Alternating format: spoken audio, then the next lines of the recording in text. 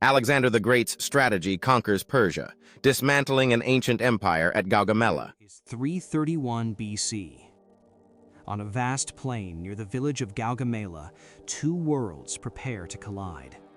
To the east, an empire that has ruled for over 2 centuries. To the west, a young king who refuses to be stopped. His name is Alexander the Great, and this will be the battle that decides everything. The great king of Persia, Darius III, has learned from past defeat. At Issus, he was trapped in narrow terrain. His numbers meant nothing. This time, he will not make that mistake. He chooses the battlefield himself, a wide open plain, flat, cleared, and prepared. The ground is leveled to perfection. Why? For chariots, for cavalry, for overwhelming force. And overwhelming it is. From across the empire, troops gather. Persian infantry, elite cavalry, scythed chariots with blades designed to tear through men, even war elephants, symbols of power from the eastern satrapies. This is not just an army. It is the full might of Persia. Across the field, Alexander surveys it all. He is outnumbered greatly, but he is not intimidated. His generals urge caution. A night attack, they suggest, strike while the enemy sleeps. But Alexander refuses. He will not steal victory in darkness. He will win in the open, decisively, unmistakably. As dawn breaks, he prepares his army with precision. The formation. Alexander divides his forces carefully. The phalanx in the center, rows of soldiers with long spears forming a living wall. Cavalry on both flanks, reserve troops positioned to respond to encirclement. And on the right wing, Alexander himself. He knows where the battle will be decided. The armies advance, but instead of charging straight ahead, Alexander moves at an angle, slowly, deliberately, to the right. It is a strange maneuver, unexpected, and it forces Darius to react.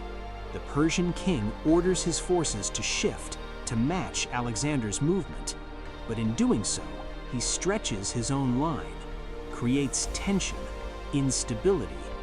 Alexander is not retreating, he is shaping the battlefield. Pulled down, horses panic, the terrifying machines become useless. The Persian cavalry presses hard on the flanks, especially on Alexander's left. There, the fighting is fierce, relentless. At one moment, the line nearly breaks, but Alexander remains focused, watching, waiting. As the Persian forces stretch to counter his movement, it happens. A gap opens, small, but enough. Alexander seizes it instantly. He forms his companion cavalry into a wedge, a spearhead of elite warriors. Then he charges. The charge of destiny. The ground shakes under pounding hooves. Dust fills the air. Alexander leads from the front, driving straight into the heart of the Persian line. He is not attacking the army. He is targeting the king. The Persian defenders try to hold, but the speed, the force, the precision is overwhelming. Alexander breaks through, closer and closer to Darius. Darius sees him coming, the same man who defeated him at Issus, relentless, unstoppable. And in that moment, the great king of Persia makes his choice. He turns and he flees. The effect is immediate. The center collapses, morale shatters. What was once a massive army becomes chaos. Some units continue to fight, others run. The empire's strength dissolves before Alexander's eyes. But victory is not without danger. On the Macedonian left, the situation is critical. Persian forces break through. For a moment, Alexander faces a decision: continue the pursuit or turn back to save his army. He turns back. It is a decision that saves his men and secures the victory. Aftermath. The field is won. Darius escapes, but his authority is broken. One by one, the great cities of Persia will fall. Babylon, Susa, Persepolis. The Achaemenid Empire, once the greatest power on earth, is finished. This battle was not won by numbers.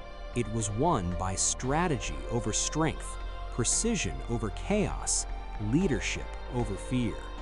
Alexander did not just defeat an army, he dismantled an empire. On that plain at Gaugamela, a king gambled everything, not on luck, but on understanding of terrain, of timing, of human fear.